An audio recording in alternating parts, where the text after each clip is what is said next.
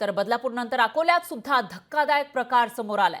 शिक्षकाकडून 6 मुलींचा विनयभंग करण्यात आला आहे। अश्लील व्हिडिओ दाखवत या मुलींचा विनयभंग केल्याची माहिती समोर येते।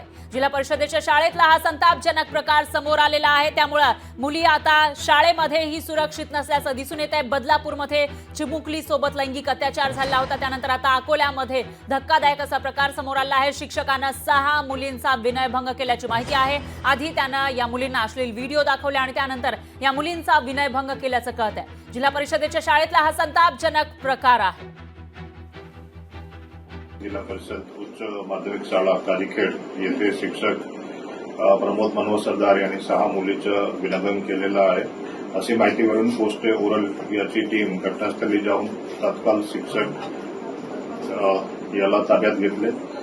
तसेच सायकाळी पीडित फिर्यादीची जवानी रिपोर्टवरून पोलीस स्टेशनला अपराध क्रमांक 292/24 कलम 74 व 75 BNS सह कलम 8 व 12 पॉक्सो याचे प्रमाणे गुन्हा दाखल करून आरोपीला अटक करण्यात आलेला आहे।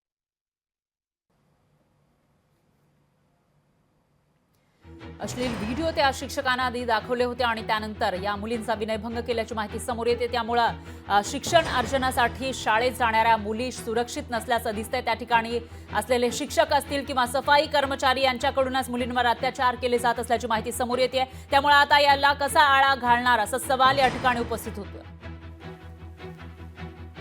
बदलापूरची घटना इतकी ताजी असताना इतकी निंदाजनक घटना जेव्हा अकोल्यात घडते आणि एकच नव्हे तर 6 मुलींना मोलेस्टेट केल्या जाते, अश्लील चित्रफित दाखवून तो नराधम शिक्षक त्यांना मोलेस्टेट करतो।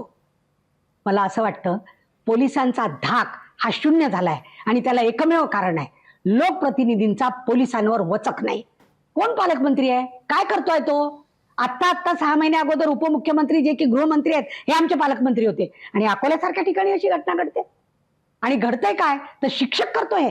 सरदार म्हणून यांनी ज्या संबंधित मुली आहेत ज्या वर्ग 8 मध्ये शिकतात यांच्यासोबत विनयभंगासारखा प्रकार केलेला आहे। त्याच्या पाठीवर हात फिरवणे आणि अंगावर हात फिरवणे आणि इतर समजा अश्लील घाणेरडे फोटो त्यांना दाखवायचे असे प्रकार केल्यामुळे आज रोजी CWCच्या जयस्वाल मॅडम यांनी पोलीस स्टेशनला माहिती दिली की असा या प्रकार झालेला आहे। त्या अनुषंगाने पोलीस टीम संबंधित काचीखेड या ठिकाणी दाखल होऊन संबंधित आरोपी याला ताब्यात घेतलेला आहे। गुन्हा दाखल करण्यात आलेला आहे आरोपी विरोधात आणि आरोपी अटक करण्याची प्रोसेस चालू आहे।